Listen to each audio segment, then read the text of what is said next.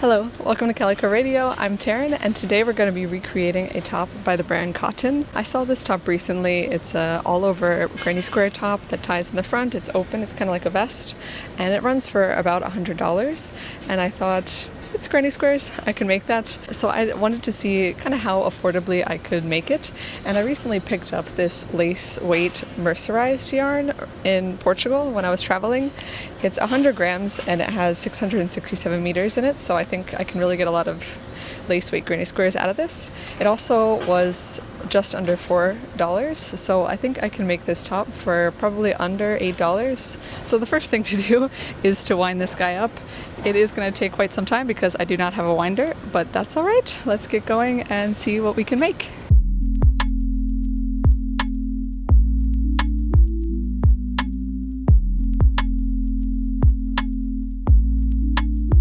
Alright, we are now ready to start our granny squares. I'm using a 2.5mm crochet hook, which I have used before, but not on a lace weight yarn. I've actually never crocheted or knitted with lace weight yarn, so I'm excited to try it. And I am going to time myself making this first granny square. I'm sure I will get faster as I progress, but I'm just kind of curious how long it takes me. I think it might take me like 10 minutes. We'll see though. I am definitely very time blind when it comes to knitting and crocheting. I always think I can get things done super fast, and that's never the case. But either way, it's fine. It takes time. That's kind of the nature of the project. Crochet sometimes goes too fast for me. I think maybe micro crochet is like the perfect crochet for a knitter because knitting takes so much longer than crochet. At least for me. I'm not doing this so much to like show like, oh, I can make this for $8 and they're charging $100, because really, if anything, they're charging too little, I think, because you can't make crochet with machines. All of those little granny squares in their top are handmade. I'm more making this because, I don't know, I like crocheting.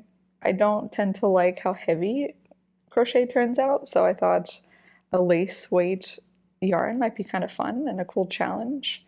And I like granny squares. I think you get satisfaction after you finish each one, and then again when you pull the project all together. So I think it'll be very satisfying. Let's see how I feel at the end of this though. And that is our first granny square. 11 minutes and 29 seconds. Okay, so if it takes me around 12 minutes, that's 20 hours. Actually, that's not too bad. That's not too bad. That's like a standard knitted sweater. That's pretty comparable. So I guess, yeah, that doesn't count attaching them and weaving in all the ends. It's okay. It's a micro project. It's a micro granny square project. So I do intend to do the responsible thing and weave in my ends each day. Okay, 99 more to go.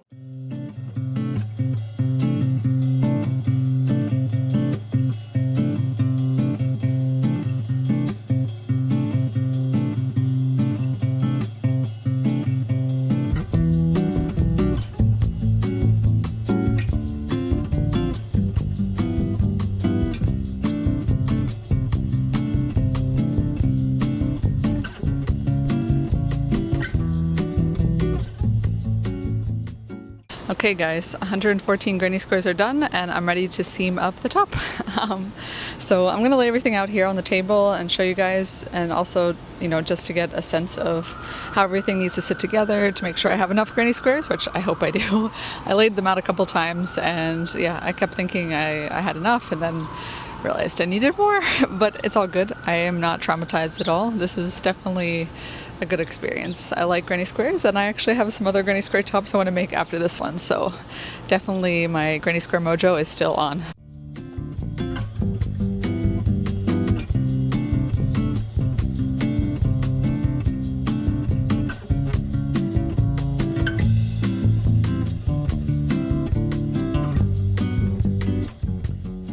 Okay, this is a real rough estimation, but you can see when there's layers of 2, that is the front on the top of the back panel, and then these little bits that are only single layer, that's the back panel.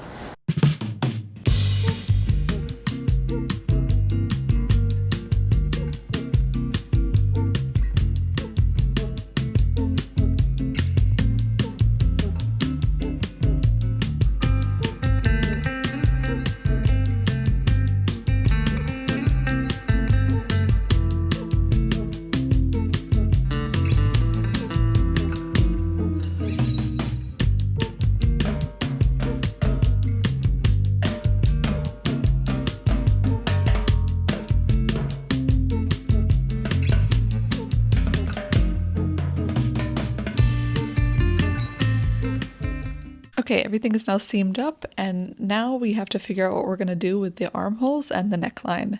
So in the original piece, they, I'm pretty sure, made full-size granny squares and then folded some of them, so then you got this like kind of smooth line around the neckline. But when they folded it, they had to sew some like fabric in there to hold the granny squares down, and then it looks like they kind of cut to remove some of the fabric, but it's still quite dense. I don't really want to do that, and I kind of want to avoid sewing if I can. So I think what I'm going to do is I'm going to make some half granny squares, like some triangular looking granny squares like this one, and attach them in these gaps and see how it looks. Okay guys, good morning. I am back and I have attached all of the granny squares, including the little half granny squares, which I showed you guys earlier. But in total it ended up being, I believe, 120 granny squares, which is so crazy. But so it doesn't look like too much now. It definitely needs a heavy blocking. And I have all of the ends here, a lot of more ends to weave in. But I wanted to show you guys what it looks like now, because I think what I'm going to do now is I'm going to pick up stitches all the way around the edge with a very long cable knitting needle, and then I'm going to knit an I-cord all the way around, just so like the edges are a bit cleaner. Here, I can show you guys, like, you can see like it looks good, but like the edge is a bit raw, right? So I think like a little I-cord all the way around would make it look very nice and neat. I'm not sure how I'm going to close it yet. I might also do like a little I-cord tie here. I haven't decided yet. Or I might use like, I think they're called like fish hooks, or no, what are they called? Like these little things that like hook in between. I don't know what they're called, but I might do that instead, because I'm not a huge fan of the way the original top looks at KOTN. I don't like this big like tassel-y tie, but let's see how small the I-cord ends up looking. If it's like pretty small, maybe I'll do that. But okay, I will show you guys what it looks like once I've attached the I-cord, and I'll give you guys a quick look like this, just so you guys can see what it looks like. So yeah, let's see how it goes. Only the I-cord to go, and then weaving in all of these ends.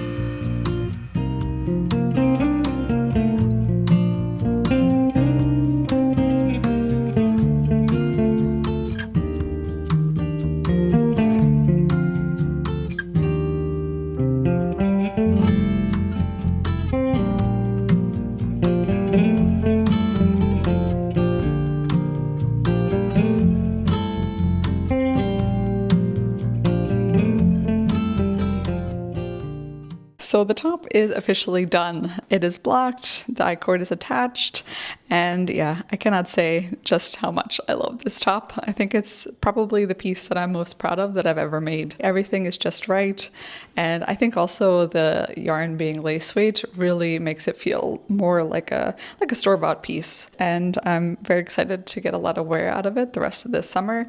And I was also thinking I could probably wear it with like a long sleeve shirt in the fall. So it just could just be like an over-the-top vest kind of thing. But yeah, I'm very happy I went with the I-cord. I think it provides like just a little bit of a feminine touch, a little bit. And it's definitely thin enough. It's not like the original with the big tassels.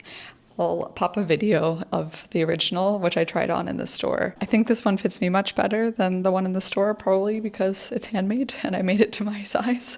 But I don't know, I love it. I'm happy I went with the half granny squares, like the triangular granny squares, to make this edge as well, because I didn't like the original how you had to fold them and sew it, like it just made the whole piece a bit bulkier. This piece definitely feels much more like a summer top.